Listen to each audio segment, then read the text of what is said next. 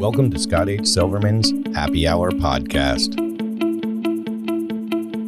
Are you stuck, scared, or unsure of what to do next? If a situation with a loved one, spouse, or even a child has started to spiral, possibly becoming dangerous or threatening, it's time to seek help. Let's navigate the crisis together with Scott H. Silverman. Okay, everybody, welcome back. How are you, Scott? How are you today? Fred, I'm great. I feel like I haven't seen you in a couple of weeks, and I'm getting depressed with all your new equipment now because I'm going to look like I'm further down the tunnel. So I'll do what I can to try to pedal faster to make sure my computer continues to work. And I'll keep you going. I got you, buddy. I got you. Thank you very much. Don't worry. What are we doing today, Fred?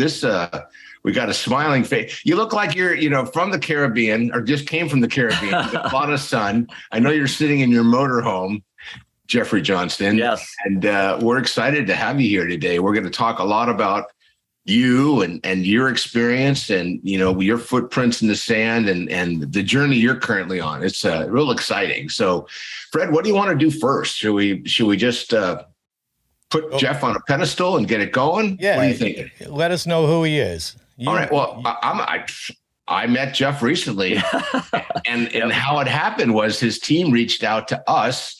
He's doing this tour, which I'm going to let him talk about it because I'm going to miss. Yeah. But it's just, Jeff, when you and I first met, I felt like we were brothers from different mothers. I loved your story, and I was actually on your podcast. And to be candid, when I first heard about what you're going to be doing, you want to have a nonprofit, host an event, and I'm thinking, oh my God, another special event. I've been doing this for so long. I don't want to do another one. And then I thought, well, you know what? I loved your message. I think your mission is awesome. And then we did the podcast, and I called Jay, my colleague, and said, we got to figure out a way to do this. And I got a guy involved with us, and we're just, today's kind of our kickoff, podcast with you to be able to help us, help you, help others. So with that, Jeffrey Johnston, ladies and gentlemen, a guy that has got a seat on God's board of directors. I just got verification from one of my angels. That is true. So Jeff, educate us. Tell us who you are. Tell us what's going on. Tell us what we need to know, please. Well, first of all, thank you very much for being on your show. You're right. I feel like sometimes on this journey, I've met people and I feel like I went to high school with them. You just kind of instantaneously have a real good vibe. And that's what happened to you and I on social media. And I think it was LinkedIn. And I had somehow jumped into a post where we had a conversation, and I kind of injected my opinion, and we went back and forth. And that's kind of how things work, which was just awesome. The velocity of friendships on social media is one of the benefits of it, as many downfalls as we have. But first of all, I'm Jeff Johnston. I'm just a dad from Iowa. I don't consider myself anointed or anything special. Yet I think our story can relate. A lot of people around the country can relate to it. It's a story of pain and suffering and sorrow, but more importantly, it's a story of inspiration and hope and strength. And that's how I have, three boys. Seth, our oldest, I'll talk about him in a minute, and Ian, my middle child, and then Roman, my youngest, and my wife Prudence, which I'll talk about her in a minute as well. There, perfect timing. That was taken in Minnesota, one of our fishing trips. I have to think Seth at that point was probably 14, and Ian and Roman then, and myself and my wife Prudence. So that was back when I would say in happier times of our family. My son, Roman, that's Ian. Ian's a sophomore or junior at the University of South Dakota. He's on the men's golf team. And you asked about my tan. That's because as we're traveling the country, I'm trying to play as many courses as we can. And in 2 days, I'm playing Winged Foot with Ian. So we're really excited about that. Excellent. So for someone who's not familiar with Winged Foot, it's clearly not pickleball. No, it's not. And I'm playing the farthest tees I can get up, and I'm putting him on the tips. That sounds fair. Sounds like golf. Yep. Yeah, it's going to be a good time. Good for you. So Is that it, Jeff? Is there more than okay, yeah. All right, now so let's do nice a deeper, seeing you guys. Let's do a deeper dive because we have 4 hours of recording capability. Hey, that's I think assuming that Fred put all of his memory cards in. But tell us, first of all, why are you doing this? What is it that motivated you to get this going? Because what you're doing sounds like a lot of work. I mean, I'm sure you're having fun, and I hope you are. But if you're living in an RV, what do they call that? A house on wheels going 60 miles an hour. So I'm sure that's fun. But what motivated you? Where did you get this idea? Let's start. Yeah. Well, I'll put some context in here. So let me ramble for a few minutes. I have a quote that I subscribe to. That's kind of been the backbone of my DNA now. And it's this quote: it's purpose becomes passion when it gets personal. And I had to say it a few times when I thought of it. Purpose becomes passion when it gets personal. And where that comes from, Scott and Fred, is, most of our lives, all of us, we go through life trying to find meaning and purpose, that existential moment where we say, okay, this is why I'm here. And, for some people, it's given to them at a young age, like my 2 boys, which I'm going to cover in a minute. Their meaning and purpose was given to them at age 13 and 15. For me, it took age 50. And it came in the form of death, and twice. And in the context of that, also, I had personal issues with alcoholism and compulsive gambling that no one knew about as I was building up my investment company. So to kind of go back a little bit in time, I'll go back to age 50. That basically around that picture that you saw. I'll talk about that moment in my life. So I started an investment company out of college back in Iowa at 23 years old, and built it up to what I consider a very successful firm. It was the name of my company's Premier Investments of Iowa. I've always been interested in money and wealth. And at age 50, I kind of reached that pinnacle, Scott, where I was patting myself on the back. My wife and I are jetting around the world. We're having, 5-star restaurants. We're just really felt at 50, I done everything I wanted to do. We gave money to charity. We did everything. 3 boys, happily married. But, like every family out there, we had cracks. And the cracks in the foundation were I was a functional alcoholic, as was my wife. And she was a homemaker, but she still was functional. She was extremely, I couldn't have married a better person for our situation and for the boys. And so I was an alcoholic as well, and a compulsive gambler. And I think as a financial advisor, it's not something you put on your U4. You don't write down, compulsive gambler when you're trying to apply with the SEC to sell securities. And, but it never got in the way. Neither things did. Alcohol and gambling, it didn't hurt anybody. And I wasn't stealing money. I was just making a lot of money and spending it. And at age 50, on October 4th, 2016, everything came to a screeching halt. And then that day, it was like every other day in Iowa, beautiful fall day, crisp air. I'm taking my middle child, Ian, to golf. He's a competitive golfer. He plays at South Dakota right now. He's on the men's golf team there, Division I golf.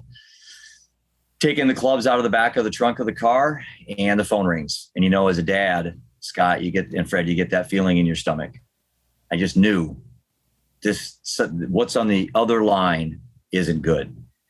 And I hesitated a moment because I didn't want to kill the moment of Ian's golf, because I'm literally dropping him off and waving to the coach and letting him go for districts. And I picked it up. And I got that call that every parent dreads. And that's that call that you become instantly a member of a club that you did not ask to join, and certainly one you can never leave. And that's the parent of a deceased child. And they had found our son, Seth, 23, slumped in a chair, needle on the floor, belt on the bed in the form of a tourniquet, dead from fentanyl poisoning in his heroin. And boy, I don't remember a lot in my book. In my book I wrote, my book's This One's For You, An Inspirational Journey Through Addiction, Death, and Meaning. I talk a lot about that moment, how it felt like 1,000 years, but it, felt like 2 seconds, Scott.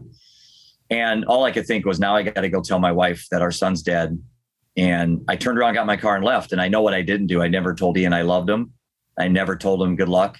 And that's the first golf tournament I missed in years. And I have to think Ian took off on the bus, took off in the golf van thinking, what happened? Where's dad?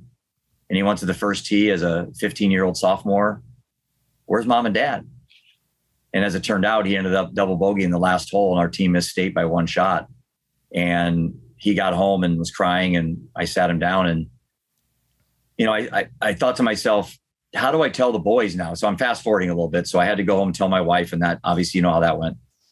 And I sat down and I thought to myself, I'm going to have to tell the boys the truth. And I want them to process this. I want them to be able to ask me questions. So what I did, guys, is I sat them on the couch and I said, boys, I've got some really bad news. Now remember, Romans 13, coming off the bus, all he wants to do is go play outside with his friends, play video games, just be a kid. Ian's 15. He's devastated. He missed a putt. His team missed state. We've never made state in school history, and that would have been the moment. So he's devastated. And I sat down and said, boys, got some really bad news. Your brother's dead.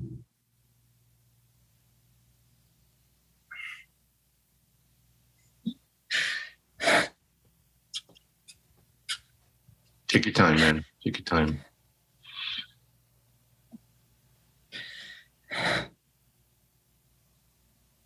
I had to do this all day long, but it's always different. And, but I knew at that moment I had to say something extremely impactful, because death had given me an opportunity to be a better man, not a bitter man. And I knew I had an opportunity there to show the boys what it's like in the face of adversity to take the better road. And so I stood up, and I didn't practice this at all, guys, and I really don't know where it comes from or came from.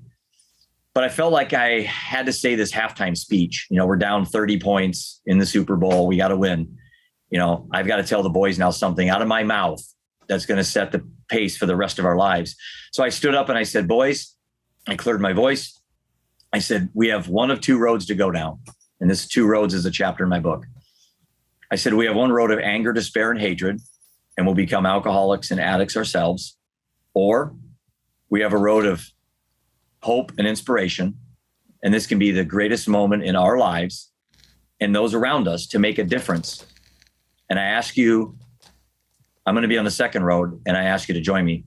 And what I wanted to do with that, guys, is I wanted to present to them their own choice to make and how they were going to agree, but I was going to tell them how I was going to do it. So, and you know what they did, man? I mean, sitting in an RV outside of Boston, getting ready to do a presentation, from where that conversation came on my couch, you know, almost 6 years ago. I don't know. I don't know how it happened. I don't know how all this happened. I know it happened through love and strength and empathy and courage. A lot of determination. And then obviously, you know, living undeterred became our marching words. And that's what this whole project's about now, going around the country, talking to people. But that's my story. And, you know, the other thing I will add as I stop and you guys we can get more dialogue here, is this didn't happen overnight, Scott. The moment I made that speech, you would think, rah, everything's great. You know, we ran out our front door and we conquered the world. No, I drank myself to death, and so did my wife. And we drank and drank and drank. And I quit. I haven't sold my company yet, but I stopped working, and I haven't seen a client in 3 years. But I just didn't want to work anymore. I just wanted to drink. And so I sat at home with my wife, we drank. And then on December 24th, 2017, which is 14 months since Seth died, Scott and Fred, I woke up from a big night of drinking with my wife. We probably ended up fighting. I looked in the mirror and I just said, dude, this is it, man. Tired of being tired. It's time. It's time. I haven't had a drink since. It's been the easiest thing I've ever done in my life. And I don't even use the word sober because that implies I'm in a fight. I'm not. I just choose not to drink right now at this moment today. I don't think about tomorrow. I don't think about yesterday. I don't keep score. I know what day I quit, but I don't know how many days it is. If I drank today, I wouldn't torture myself at all. I would just say I drank today and I move on. And I'm not that smart, but I've kind of tricked my brain to not play these narratives that we're supposed to play, that they say that, you know, once an alcoholic, always an alcoholic.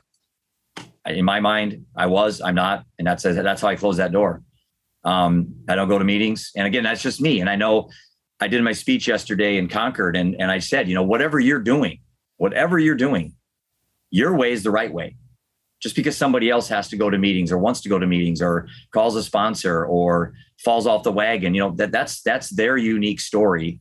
You know, you got to stick to yours, and whatever you're doing, stick to it. And so it worked for me, but it didn't work for my wife. And in June of last year, I buried Roman and Ian's mom and my wife of 21 years, Prudence, at the age of 46 from alcohol abuse. So, man, in 5 years, guys, I went from bulletproof to being at the bottom of the abyss, pretty much on my back, looking straight out of the abyss, nowhere further south to go. I mean, the only way I could have went south is death. And somehow I got myself out of it. And here I am today. I don't drink. I lost 40 pounds. I work out every day. I meditate. I read. I meet people like you. I keep, they say as you get older, your friends go this way. No, my funnel's going the other way. I'm adding quality, great people to my life. And that's how I want to live the rest of my life. Wow, that's impactful. That's an impactful story. I'm glad I get to hear it. And Scott always introduces me to these quality people that were lived the life. And it's interesting. One question I would have on from your wife's perspective, you said you had stopped drinking and she didn't. Mm-hmm. Does that make it harder to quit? I mean, because you're around it. I mean, does that harm you at all? That's a great question. I honestly initially quit, and this may sound like I'm just saying this because I'm a narcissist, but I quit to help her. I didn't think I had a drinking problem. I quit to help her. I could see her just, I mean, literally in front of my eyes, going from this phenomenally beautiful woman, confident and fun, and to just this, angry, bitter shell. And she was 80 pounds when she died. So in front of my eyes, I thought, well, I got to stop to help her. And then I realized how easy it was for me. I didn't miss it at all. And I've been drinking since 8th grade. So, that's a good question. But I'll tell you this right now, guys, you bury a child, if you can't find something to do from that productive, I don't know what the hell you're doing. I don't know what you're doing if you can't. I don't need to go to meetings after burying my wife and my child to substance abuse and alcohol and drugs and all that. I've got enough life lessons in my life that I don't need someone to remind me anything. So yeah. And again, I know I'm an anomaly. I understand that. Statistically, most people that struggle, I mean, they're not like me that can just quit. So I'm very cognizant of that. And I'm actually very empathetic to those that really do battle every day. And I'm here. Part of the mission is I'm here to learn. Like I said, I'm just a dad from Iowa. I don't know crap on this stuff. Most people in this area, like Scott's been doing this a lot longer than me. Most people in this area has forgotten more on this mental health, substance abuse, and addiction than I'll ever know. But that doesn't prohibit me from keep learning. And so meeting people like Scott, I want to read his book. I haven't had a chance to do that yet. Obviously, with all I'm doing, it's hard for me to even just make social media posts right now. But people like Scott are such advocates that I think together, the beauty of collaboration, Johann Hari talked about on his TED Talk, Scott, I think you're aware of this. He said that the opposite of addiction is connection. And we talk about that for the people that are in addiction, but I'm talking about the advocates too. The advocates need to be connected. That's the biggest problem I see in the mental health space is there's so many Scott Silvermans out there, so many Jeff Johnstons out there, and Steve Grants and Sam Garys. And this is my presentation today in Boston is my friend Sam Gary. But they're all silo shops. We're all out there fighting this uphill battle. And it's like, that doesn't have to be that way. So part of my job, part of my goal, Scott, is to connect all of us on some national network where not only can we support each other, but we can give people out there that are struggling immediate accessibility to people like Scott and I for help. And you as well, Fred. And I think, and thanks for sharing all that, Jeff. I mean, as a parent, I can't even imagine, they say the worst thing that can happen to a parent is to lose a child. So, Thank you for sharing that. I'm sure others out there, this will resonate with as well. An article just came out literally 2 days ago talking about the mental health SUD, substance use disorder world in 2028 is going to be $158 billion industry.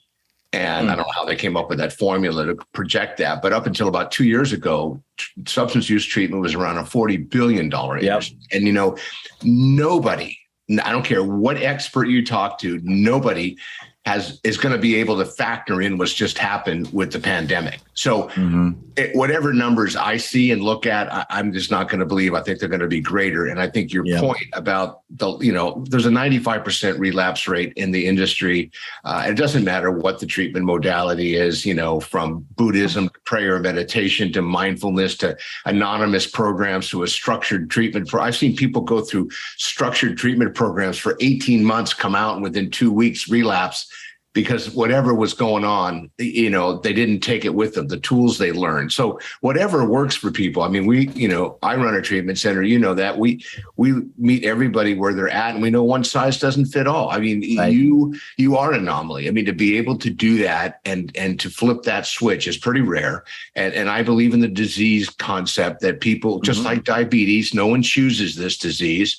And, there's certain people that need a certain level of support and care. Others can find ways to tailor their own routines to help, move their agenda forward.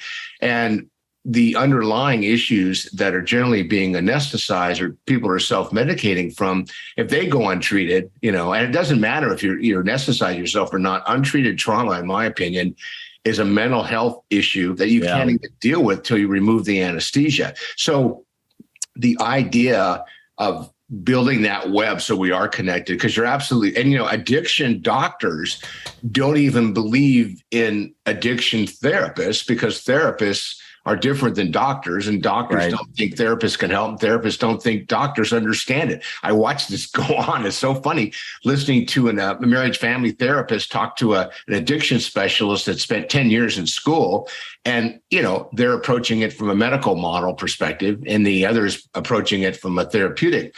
So the industry itself needs some significant systemic change. And that's not to be critical. It's just to say that if we don't find a way to get aligned, we're going to lose more people than we've ever seen before. And the suicide rate is skyrocketing. And then you've got this whole other world of people that are manufacturing this poison.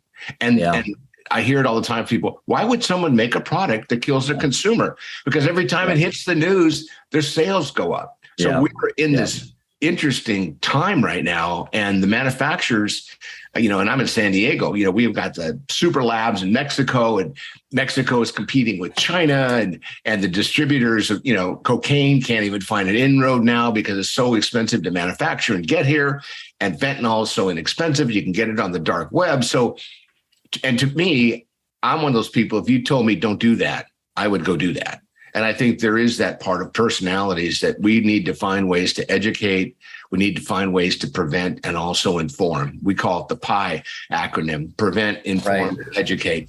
And that, and that's what you're doing right now. And I think from what I've seen and what I've read. So tell us about the tour. Tell us about, why a motorhome? I mean, why not just go from one, if you will, Rotary Club to another and do it? Why this way?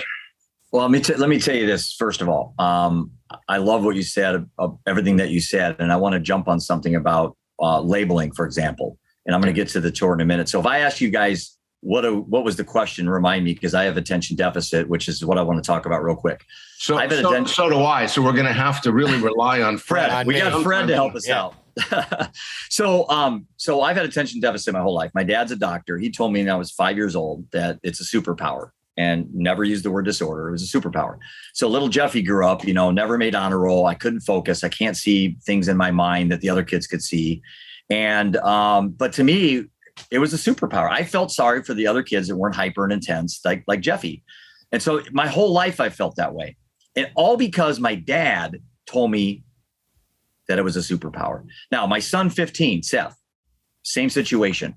Now I'm busy coaching. I'm running my business. So I'm too busy to really, which is where I'm learning about this stuff. I missed an opportunity, but Seth was given Strattera in 5th grade for attention deficit, hyperactivity. And then he was given Adderall when he was 16 for attention deficit disorder. You want to get my blood boiling? Why in the hell do we have to add the word disorder? And you show me a 6th grade boy that isn't freaking hyper.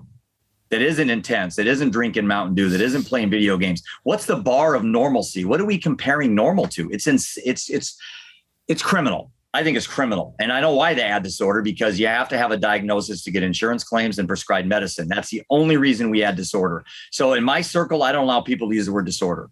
Now, there's a spectrum of attention deficit, just like there is autism. And some people are really high, like myself, and some are low. But how in the hell is it a disorder? Someone show me how it's a disorder. If a disorder is comparing to normalcy, and normalcy is a 15-year-old boy, then what's a normal 15-year-old boy? They aren't sitting around stoic. They're intense. They're hyper. They're thinking about girls. They're thinking about partying. And that's what we do when we're that age. And so I think one of the change the narrative things I'm on is starting to look at these things, reframing from my stoicism years, reframing how we look at these things. And I had a lady, Scott, that emailed me on Facebook, and you get this stuff all the time, or she DM'd me. And again, I'm going to get to the RV in a second. And she said, Jeff, I've been following your story, and I have survivor's guilt. My daughter died, and I'm having a really tough time with, understanding why I didn't just die instead of her, And she went through this little dialogue. She goes, what do you suggest I do? And I'm thinking to myself, it's 11 o'clock at night on a Tuesday, and I'm just a dad from Iowa. I'm not a doctor. I have no background in this stuff. I'm a financial advisor guy. That's what I am. So my simple mind, I said, okay, here's my response. I said, I'll give you some guidance, free, no meds, no nothing. Let's take the word guilt out and replace with opportunities. That's it. So instead of survivor's guilt, stop telling yourself you have survivor's guilt. Now you have survivor opportunities, like I had opportunities through death. So that's one thing about reframing. And she emailed me back or DM'd me a couple of days later and said, man, thanks so much. My life's improved. My outlook's improved just by taking that word out. So there's another way we can talk to these people that are really struggling and take some of these words and just take it off the table. Don't use them anymore. So what if it's attention deficit really is a disorder? You don't have to believe that. You're in control of your mind. So anyway, the RV. So what happened was, Scott, I do a podcast called Living Undeterred. Been doing it for a year and a half. I wrote a book. I'm active on social media. But with attention deficit, I just felt like I wasn't doing enough. I kind of had imposter syndrome. I saw people that were doing things better than me. And I'm like, I can do that. I want to do that. So I was on my elliptical one day and I jumped off and jumped on Twitter. And I saw this dad was riding his bike across the state he lived in to raise money for breast cancer because his wife got breast cancer. So Jeff, I'm thinking, okay, I can do that. This guy isn't any better than me. I can do that too. But I didn't want to do a bike because I don't like to ride bikes, and Iowa was too small. So I did the next best thing. I went up and bought a 34-foot RV and drove around the United States for 95 days to raise awareness, bring attention to, which is something that's different than raising awareness, to mental health, substance abuse, and addiction. So that's how this whole thing kind of started, was on a attention deficit, whim. And I'd never been in an RV. I've never driven in one. And I drove up to Camping World, which is 45 minutes away, and I took a dozen books with me, and I asked for the sales manager. And I walked out with a 34-foot Thor Hurricane J, and they knocked about, I won't tell you how much because everyone will want a discount, but they knocked a good price off that would have equaled a platinum sponsorship for our tour. So I just called Camping World our platinum sponsor, but I want to thank them for that. But yeah, that's how it happened, man. I got bored. I just didn't feel like I was doing enough. And so the tour was a way for me to go out there and just meet people, as harm reductionists say, you meet them where they're at, so that's what we're doing. So you didn't want to go out and get a nice $25,000 road bike and hurt your butt every day. Okay. No. You know what, when I hear, and I understand what you're saying about by the way, it's the DSM-5, which is the government's manual on all the framing. And from DSM-4 to DSM-5, which is kind of the industry standard, they've changed the wording. I mean, the SUD is the new politically correct term. And, even you use terms like, ADHD, and I heard you say narcissistic. And I think, here's the thing, and I think you're onto something, but here's what I would encourage you to think about. Yeah. I just did a 1 hour interview, and I'm sure I sent it to you, and I'm sure you haven't got an hour. You probably don't even have 5 minutes to go shave, clearly. So I talked about what was going on, and and it was about 175 people on this Zoom meeting. It was through our prescription drug abuse task force. And I put this quote out that I'd heard from one of the DAs in California that said, 80% of the illicit drugs that we are aware of that are being distributed and consumed in the state of California contain fentanyl. Right. And a couple of bean counters, they'll probably see this, from the county gave feedback to the host who brought me on after the interview and said, he has to get accurate information out. Otherwise, it's going to contaminate the process of the data that we gather. And I'm like, are you kidding me? Right. So I changed it to up to 80%. Yeah, there you go. Just to stay out of the fray, because in my opinion, after 3 weeks and what I did was the person who I've known for years used to work and run a PERT team here in San Diego. PERT's the Psychiatric Emergency Response Team, which was in San Diego was, through community policing, one of the first groups to actually put onboarded it with law enforcement, a clinical specialist. So when they went on calls like domestic violence or someone who was under the influence of something mood altering, they could not just handcuff and contain and take to detox or put in jail, but maybe get them to the level of care or hope or support that they needed. Right. So I asked her to, look, let's do something different. And I'll send it to you again if you haven't got it. But she interviewed me, which I wanted to do because I didn't want to be a talking head for 45 minutes because I know when I do that, I feel like people are going, well, it's just his opinion. Right. And I wanted to engage people. I want to get the conversation going. I'm saying, look, if we had the answers, we wouldn't be talking about it. Yeah. So let's talk about it. And I think to your point, one more side note. So 3 weeks ago, some large philanthropic group just gave $1 million to UCSD to do another study on homelessness. I just go berserk. I was a homeless provider for 18 years. Another study. And I'm thinking $1 million could probably put, a couple hundred families inside for a couple of years and give them the tools they need, become self-sufficient and, give the family, a continuum of care. No, another study. So I think the supposed change agents, they're not even in the room yet. They're not sitting at the table. They're not invited. San Francisco just claimed a state of emergency over the fentanyl crisis. I personally emailed the mayor 3 times, or chief of staff, and I went on Twitter and I tried to find something on Facebook to ping her, offering to come in as a subject matter expert and be a resource for the city of San Francisco. Crickets. Yeah. Yeah. And I've shared this with you, and then I'm going to turn it back over to Fred. I sent my book, The Opioid Crisis, to every governor in the country. And I got 6 thank you notes and 1 return book. Oh, wow. Nobody wanted to talk about it, or nobody wanted to look at it, or they didn't give it to the right person. So bottom line is, I know that we need to really make some noise in an engaging way, Well, I want to jump on that a second, Scott, because something I've really learned on this journey. And again, someone once told me, he said, Jeff, when you're out going around the country lecturing, I'm like, wait a minute, I'm exploring.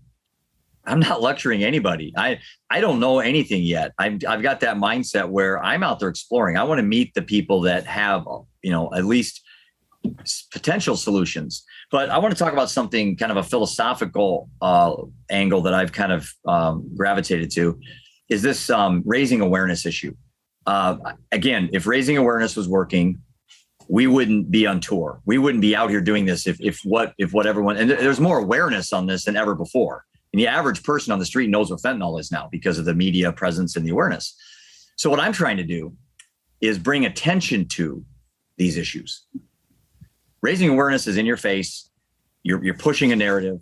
Bringing attention to is exactly what this tour is. I'm going around sharing stories. I'm bringing people in. It's like a magnet. My RV is a 34-foot mental health magnet. It's not in your face at all. I don't have pictures of deceased kids all over my RV. you know, and that was something that one of my media people said, yeah, you need to get pictures. I said, no, I don't want to do that. I don't want to do that. This isn't about that. This is about, and I'll ask you a question, Scott, and I'll make a comment here, is when you started down this journey to help people, were you focused more on the supply side of these issues? Less drugs, more criminal laws, blah, blah, blah, or the demand side? Why people are making decisions in the first place to get them in these situations? You know, when I started my nonprofit back in '93, the part of the reason I started it was when I said to other providers, you know, and I think on your podcast, I shared that. And guess, I'll tell you offline who I got a call from, and I'm very excited about it. And I think there's going to be some room for us to do some work together with them. And it's an international platform. It's very exciting. But I was upset that I was volunteering at a food line for a year, watching the same people every week come back. And I said, why aren't they getting a job? Why aren't they going to work? Oh, they don't want to. What? They don't want to. And then I thought, well, that seems odd. So I started talking. You know, I knew a lot of the clients because I'd seen them in my meetings that, you know, from this big charity that was feeding 1,000 people on Sunday. And my church, you know, our temple, we don't pray on Sunday. So we were doing the feeding on Sunday. Everybody else had the rest of the week. And I was appalled at the level of stigma that the volunteers were fed by the providers, that they can't do this for themselves. I said, well, wow. So when I learned that really it's their job to get paid to feed them, you know, most people on social service support rather do their own thing than have someone fill out paperwork for them. So I went to a meeting, I made a presentation, and I was completely kicked out of the room because they said, well, you know, if you get our clients jobs, what will we do? That's just terrible. But that's the social service movement.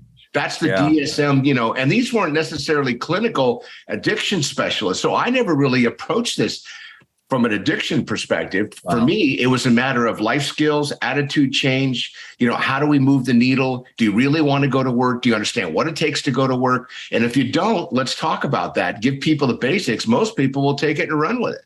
And social service system, in my opinion, keeps more people down. I mean, I get asked all the time, what do you want to do to fix homeless? I said, look, that's not really my forte anymore. But I'll tell you, take the people that have 80% of the funding that's going on right now, give them 1 year to meet benchmarks. And if they don't, take their money away. Because we keep spending money on things and without outcomes that can be measured.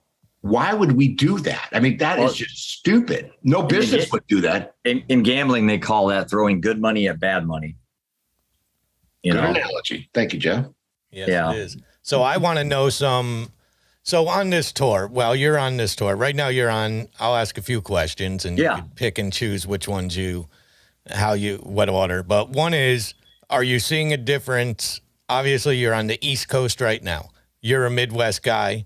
But you're a Midwest guy with ADD, hyperactivity. And a narcissist. Apparently, And obviously an avid golfer. So, you know, he's totally out of, the comfort zone of most people. Well, you fit in very well probably on the East Coast because we move a little quicker here. We're a little faster. We talk faster. We move quick. But are you seeing a difference in the reaction to you where you are in the country? No. Every single place I go, I feel like I'm in Cedar Rapids, Iowa. We're at the campsite today. I went over across to do some research on if I could do laundry over there. And within 2 minutes, the lady behind the counter, her granddaughter died of fentanyl overdose. Her daughter was incarcerated and lost her other child for substance abuse. And she was in recovery herself in 2 minutes. And that's the beauty of vulnerability. She asked, why are you here? What do you want? You're from Iowa? Yeah. And boom, I go into we're going around the country, blah, blah, blah. Cause I can't stop talking about the story. And then immediately when I crack that door that it's okay to talk about this, she starts telling me her story. And the beauty of vulnerability as a superpower, as Brene Brown says many times in her presentations, is it allows two humans to have an intimate human connection in a very quick amount of time. And I think that is what I'm learning about this tour is as I sit and interview people in conference rooms and in offices and the shades are shut and I'm talking to people, I feel like I'm in Cedar Rapids. It's the same stories. the same people all over the country. Now, I'm not kidding you. I mean, it's absolutely surreal. We've been on the West Coast. I've been all the way out to California already. We're going to come back on the south part of the tour, and I do want to spend some time on the August 11th stop. That I'm so freaking excited to actually meet one of my superheroes out there in Scott and do some advocating with him. But no, I'm not kidding you guys. I mean, it's every place I go. Last night in our campsite, 2 campers came over. What's all about? And both of them had stories. One's been a meth addict and was clean. The other one lost a child as well for suicide.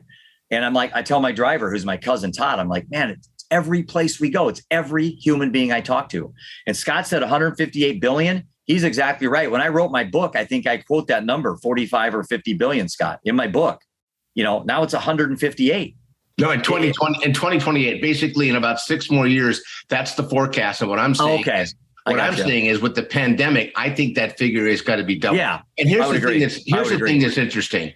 According to the data, I have to be careful with my data. According to CDC, right now, the healthcare cost, the expenses, and the damage behind what happens with people that are self-medicating or are going untreated is close to $1 trillion in this country. Yeah, easily. So even if we spent 10 cents on the dollar, and to your point, most treatment is benefits driven, meaning you have to submit a code to get somebody, and I understand that industry, but they're so profitable and they're making so much money around it. And basically their job is to say no and deny treatment. So we arm wrestle with this all the time. But let's get back to, it's interesting though, when you say, because this is something I think we can help you with. When you say you had to go research what you needed to do laundry, I can help you with that. There's a simple way to look for signs that said laundry. This right, is exactly. I quote, you went to research how to do laundry. and I'm thinking about your motorhome for a second, then back to you, Fred. The fact that you've got it wrapped the way you do, maybe the thinking might be is rather than, I can't save lives at Rotary clubs every week, and I'm a Rotarian. I am too. So we've got to scale it up, and we got to call me after. I want to tell you about this thing that has to do with Rotary, but maybe I call it reverse marketing. Instead of trying to go out and tell people, create this magnet, if you will. And you're doing it right now with your motor. Yeah. When people come up to you and go, what the heck is that? Right. Or they're already predisposed because 1 in 5 people right now are impacted by this nationally. Yeah, I someone told me, and I don't know if this is true or not, because I don't have the statistics, Scott. But somebody told me that mental health is like the number 1 Googled word on the internet right now. In regards to people doing some, research on self-help. But I want to do just kind of segue into our event on the 11th of August and talk a little bit about. Hang on, before you go there, Jeff, because Fred wants to earn his money here. So Fred, let's get a couple more. I want to just away from the subjects we're talking right now. I want to talk 2 things. One, tomorrow, I believe, or today, you are in. I want to explain to you. You're not in Woburn. You are in Woburn. I know. I've already been. I mean, the whole East Coast. Everything that's spelled isn't the way it should be pronounced. Right, especially in Boston. Well, it's that Eastern accent too. It throws people off. Tomato. It's Woburn. Woburn. I was easy, man. We just call it the way it's spelled. Right. And second, if you plan to do this tour next year, which you could answer, if you're going to do this year to year, for your son's sake, you missed the GHO by a week. The GHO was here in Connecticut last week. I know. And I think I told you when we first started this that I am going to get him on Winged Foot in 2 days. So super excited about that. But yeah, I mean, I do plan on doing this next year, but I have some other kind of bigger things I'm working on as well. So I'll have to see. Let's get the boy to a GHO event. And I think you would do well at a GHO event too. Do you incorporate golf into your mental health? Oh man, you wouldn't believe agenda? It. My book has 5 chapters dedicated to golf. Golf saved my life. My son, when Seth died, my son Ian decided about 2 weeks after he died that he would raise money through golf to honor his brother. Well, the local media got a hold of it, and they did a story on Ian in the Cedar Rapids Gazette his junior year. And then we got a call from CBS Sports about 4 months later, because the Des Moines Register did a full page story on our family as well, with golf as kind of the glue. And then CBS Sports.net called us, and they flew out a crew for like 4 days, and they did a documentary on us, on my son, Ian, for his golf and what he's doing to raise money for his brother. Well, my agent who from CBS Sports was doing all this, my producer, I guess I'd call him, he decided on a whim to approach Zach Johnson. Now, Zach is from Cedar Rapids, and Zach's the same member of the country club at Elmcrest Country Club in Cedar Rapids, where we're from. And Zach's swing coach, Larry Gladson, was Ian's swing coach growing up. So I kept name dropping Zach. Now, I'd never met Zach at all. And I met him once after he won the Masters. But anyway, so the producer just reaches Zach's agent. And I swear this is unbelievable. The night before the Barclays in New Jersey, Zach allowed our producer to go up to his room, and Zach narrated the 9-minute documentary that's on the internet right now. It's got, I don't know how many thousands of views, but if you Google Ian Johnston, IAN Johnston, CBS Sports, and maybe Scott, you can put a link on when this posts, there's a 9-minute documentary, and it's unbelievable. And that got us really national spotlight. And now Zach's the Ryder Cup captain. And Ian got to play with Zach Johnson twice that summer. And then Ian won the Jerry Cole Sportsmanship Award, which is through the AJGA. They pick one male or female golfer to win this humanitarian award. And our son was picked, and he got to be the keynote speaker at the Rolex All-American banquet. And he got to golf with Ricky Fowler for kind of his award for that. And in my audio book, I have Ian's actual speech that he gave at the Rolex All-American banquet. Hit the live speech that's in the audiobook, which is pretty cool. And golf just keeps getting bigger and bigger. In a month, we're going to be at the Impact Cup at East Lake. I was asked to be a speaker there. That's a 2-day mental health awareness for college golf. And Ian's been asked to play in that. So that golf is just really, really taken on. Great. Yeah, that's great. So moving towards the August 11th in San Diego, let me run down, depending on when I edit this, but you are in Boston, Providence. Mm-hmm. People could Google this, and we'll give them information to yourlivingundeterred.org, where they could find more. But just so they know that you are in Boston, Providence, Bridgeport, New Jersey, Milford, Delaware, Columbia, Maryland, Richmond, Virginia, and Kentucky. Well, let me jump in real quick, Fred. Some of those have been dropped. And Scott, I'm going to be honest with you. There is some disappointment. If people ask me what are some of the negative things that are happening on the tour, is some of the lack of excitement, I guess, I'm seeing with some of the people that initially said that they would help us out. Now, I'm not throwing anyone under the bus. Mm-hmm. People are understaffed. These are nonprofits. They don't have a lot of money. But it seems to me that we're coming to town. We're doing all the work. And I'm asking for people to find a venue, like a library, and invite some people, and maybe provide a couple people to help us when we pull in town, because I only have 3 people this time.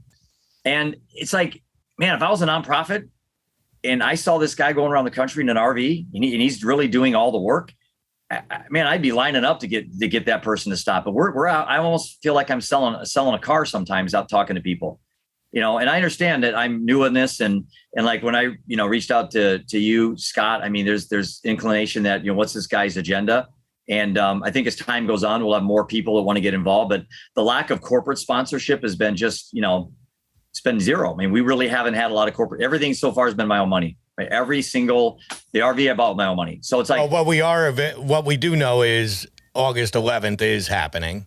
Yeah. And that is in San Diego. I do like that in August 9th, you're at the Alice Cooper Solid Rock Teen Center. Boy, I can't even, do you want me to talk about that? That's phenomenal. That's amazing. That's amazing. And it's my birthday. August 9th is my birthday.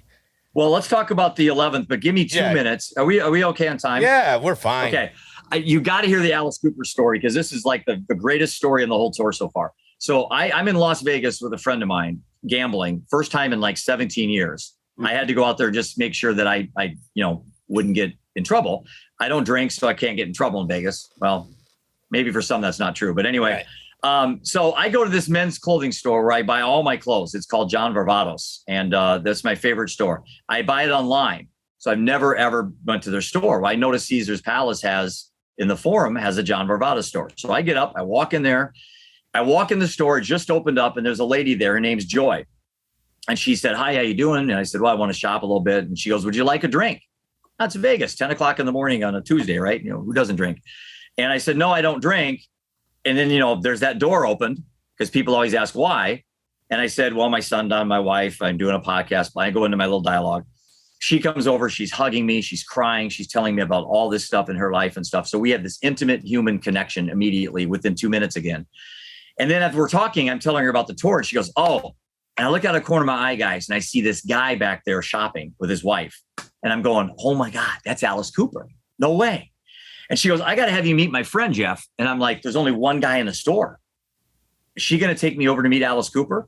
And I go, and she goes, yeah, I got to have you meet my friend. She pulls me over there and she goes, hey, Alice, how you doing? They hug each other. This is my friend from Iowa. And he lost his son and his wife. And he's going around the United States raising money in an RV with his boys in a documentary crew. And man, I couldn't believe how generous and how lovely Alice and his wife, just unbelievable. And we talked for probably 15 minutes, just the three of us, because Joy had to go meet another customer. And then they said, are you going to Arizona? And I said, yeah, we don't have a stop yet. And they said, well, you do now. They gave me a card and they said, call Jeff Moore. He runs everything there. And we'll get you to stop. And we did. I got home. I didn't think it would be true. We reached out. I met with Jeff. And then next thing you know, now Alice Cooper's Teen Rock Center, which is one of my bracelets here, is going to be our stop in Phoenix, Arizona. And I'm giddy as all beat heck because I'm a heavy metal guy. Iron Maiden and Judas Priest are like my favorite bands. Alice Cooper's always been up there in my life. The fact that and the beauty of this, guys, is we talked for 15 minutes. I never called him Alice Cooper. I never asked for a selfie. I never asked for an autograph. I looked at him as a human being that's struggling with alcohol and substance abuse. And that's really why it worked. And we talked about things that most fans probably don't talk about. And it was awesome. It was like one of the most amazing, surreal experiences in my life. And my hat goes out to Alice Cooper and his team. We went in Davenport and saw him in concert, sat in the front row. I'm sure he had no idea who I was. But the reality is that's the beauty of this journey is the more I go out there and bring attention to these issues, not push it in people's face. I think there's just some momentum building here that's big, that's so much bigger than me and bigger than Scott and bigger than Fred. That's just, it's so exciting. So exciting. But yeah, that's the Alice Cooper story. So and then after that, you end up in San Diego and you get to meet my friend, my co-host, my friend, Scott Silverman.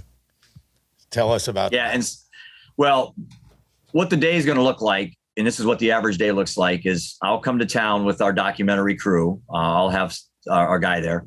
We'll interview Scott, interview some other advocates. Basically, I speak for about 45 minutes. My talk's called Living Undeterred, Better, Not Bitter. Very uplifting, very inspirational, but I have to get into the abyss for a little bit early on. And then I hand it off to what I like to think is the next 20 or 30 minutes would be a local advocate. Somebody maybe like me in the local area, maybe it's Scott, that wants to talk a little bit about, their life and their story. And then we take about a 5-minute break. And then we go into an hour-long panel discussion, which as I'm finding out is the best part of the tour, panel discussion. And basically the host will throw some softball questions out to us. We'll answer them. And then the questions from the audience. And we did last night, guys, and the questions wouldn't stop. And people standing up, crying in front of other people saying, I've never said this publicly before. Someone else coming up talking about their boyfriend. And I got goosebumps talking about it. It's like the most amazing thing I've ever done in my life is this tour. And 32 years of doing investments, in 1.5 years, I've got more satisfaction in doing Living Undeterred as I ever did in my investment life. And so, Scott, I'm honored. I'm excited you can't even imagine how excited I'm out to not only just meet you, but pick your brain, tap your wisdom, learn a lot from you and your team, and hopefully get the community behind this event, because every single house on every single street in every single city is somehow impacted by suicide, overdose, or alcohol. Yeah. Yes, it's true. And I haven't even met Scott yet, and I've been together with him in like a year and a half. So what do you got to add there, Scott? Well, yeah, it's going to be great, and I don't know when you get in, you may have to plug your motorhome. You may have to pull outside the front of my house and we'll work something out by the office anyway. So at least you have access to a bathroom. Sounds good. Maybe get a real shower. No, I think it's going to be great. One of the things that we're really working hard on, Jeff, is instead of, and I know one-offs as a professional fundraiser, and we'll talk more about the corporate side, and someone who's done this a lot, what I've learned is the real work, if you tee it up right, using an appropriate term, what we'll do with the event and more importantly afterwards. So our attitude is, if we get 10 of the right people in the room and they're on the panel, I mean, I've got a potential MC that, it has a conflict, but I'm working on another one, and I may do it myself because I want to make sure that we can really pull out from the evening. I'm hopefully going to be on the panel, maybe introduce you depending upon how we work out logistics, and we'll do all that. But the idea of being able to have a refreshed conversation, because I've been at this people helping business now for 37 years. And I got to tell you, wow, it is difficult to comprehend why we're not making progress. And that saddens me, because that means I'm not doing my job, but I'm not giving up. Right. I mean, we just started working with veterans a couple of years ago at Confidential Recovery, and what a captive audience we have, because if they don't get help at the VA, they don't really get help. And San Diego's the third largest population of vets in the country. So, and I grew up there. So, it's an interesting community. And wait till you see, you thought you saw denial and, some of the places you've been, where you get to California.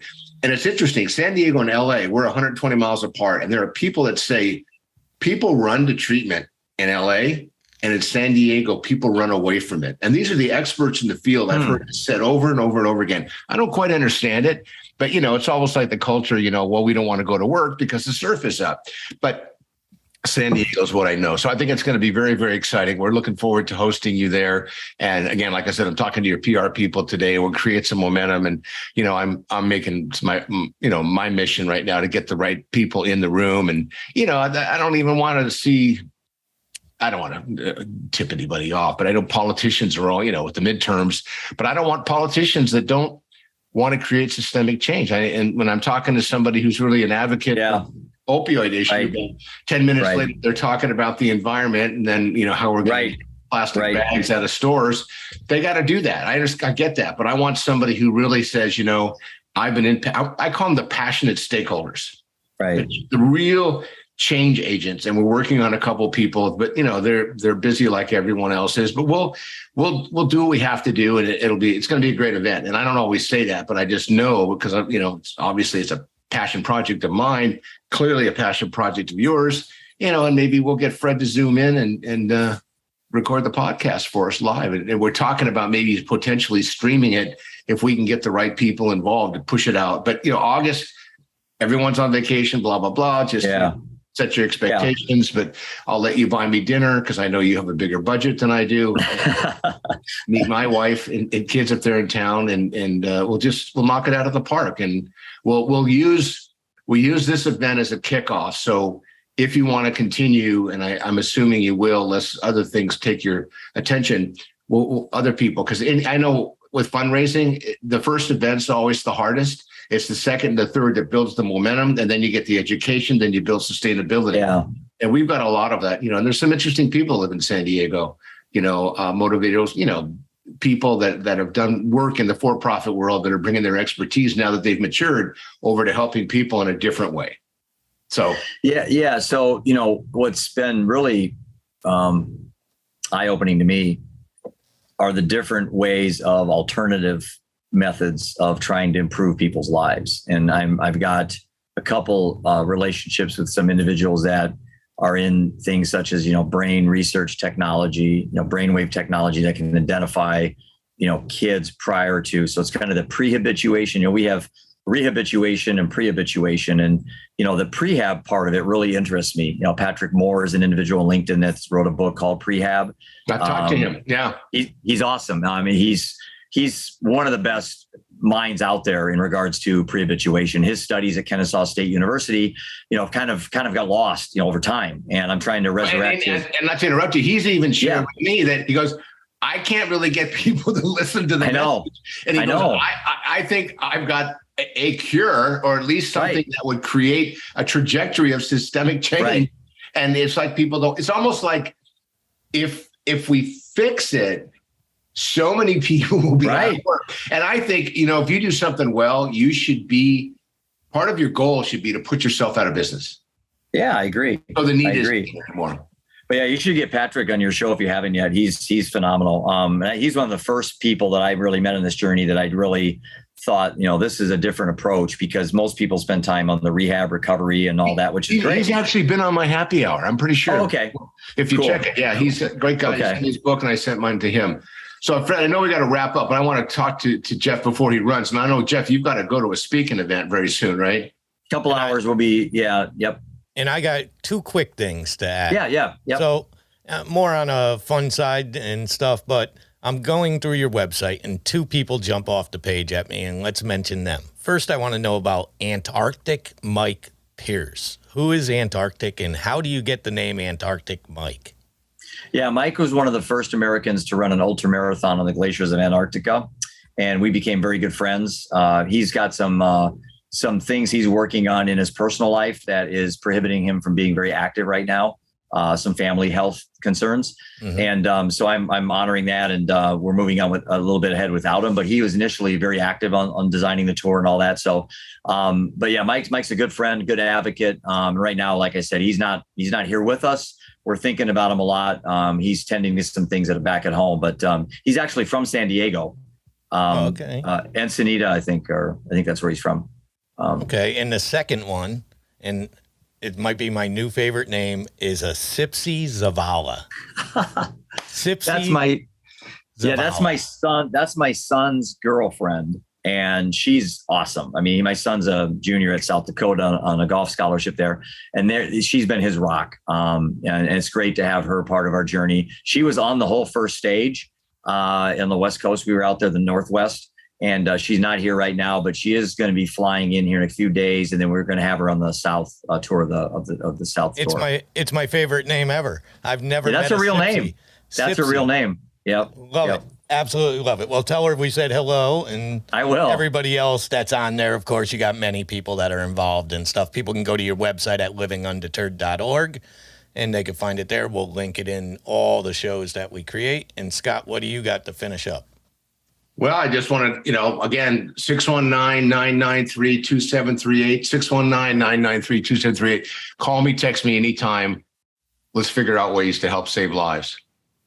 Excellent. Yeah, and I like to remind people, purpose becomes passion when it gets personal.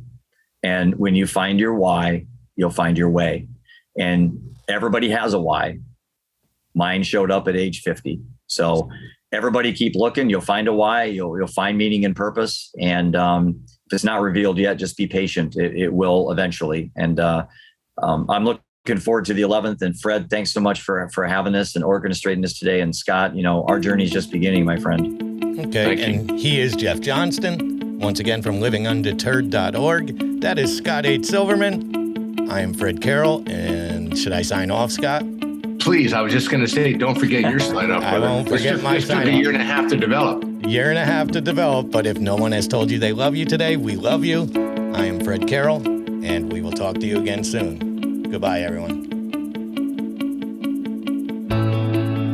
To learn more about Scott H. Silverman, you can visit his website at yourcrisiscoach.com. That's yourcrisiscoach.com. Scott is available on all social media, and if you need to speak with him, call or text 619-993-2738. Happy Hour with Scott H. Silverman is co-hosted with Fredd Carroll and produced by Venom Studios, copyright 2022. All links for each show are available in the show notes, and we will return next week and hope to hear from you soon. Thank you for listening to Happy Hour.